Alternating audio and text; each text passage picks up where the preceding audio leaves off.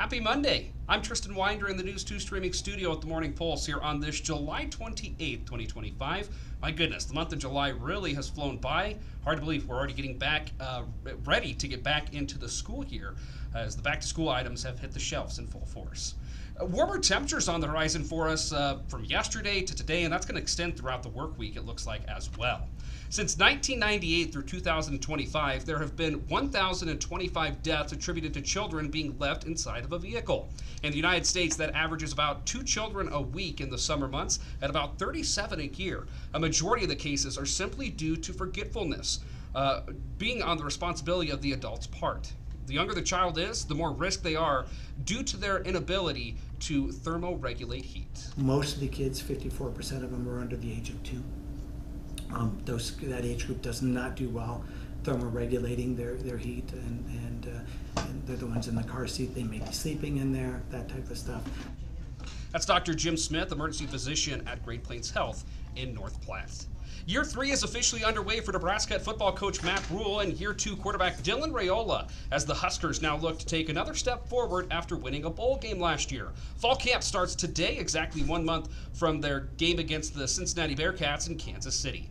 Our sports team will be checking in with Coach Rule and some members of the team later on today, so stick with us for additional details and developments both on air and, of course, online. And coming off of Big Ten Media Days, it's the volleyball team's turn. The Big Ten Volleyball Media Days taking place today in Chicago at the Big Ten Network headquarters. Head coach DBK and a couple of senior volleyball players, including upperclassman junior Harper Murray as well, representing the Huskers with their official press conference happening later on this afternoon. Again, we'll have more on this as well tonight at 6 and 10 and later on today as well online. Nervous moments Saturday for passengers on board an American Airlines flight heading to Miami from Denver. The Federal Aviation Administration says a plane carrying 173 passengers and 6 crew members was forced to evacuate on the runway prior to takeoff at Denver International. American Airlines blamed a possible problem with landing gear and said before boarding the plane had experienced a maintenance issue involving a tire. A passenger on board described a loud boom with video showing smoke coming out of the plane. Everyone did get off the plane safely. One person was taken to a hospital with just a minor injury. The FAA is investigating this incident. Lastly, today, a new tax rule for charitable donations taking effect next year. Standard deduction filers can write up to $1,000 in cash gifts. It's $2,000 for joint filers, and that's double the old pandemic-era limit.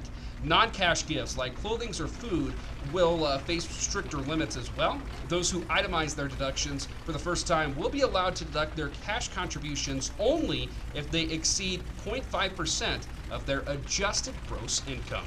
Rounding out the Morning Pulse here to check the 7-day forecast. Temperatures today approaching triple digits, 101 the high for us today, prompting our team of meteorologists to issue a weather alert day. Temperatures cooling off drastically tomorrow with highs in the upper 80s and along with it chances of potential storm activity as well. 40% chance on Tuesday. That's going to rise to 60% on Wednesdays. Temperatures cool off into the low 80s. Upper 70s then for Thursday and Friday with additional storm chances as well. So one more hot one in store for us today and then cooler temperatures and potential storm chances on the horizon.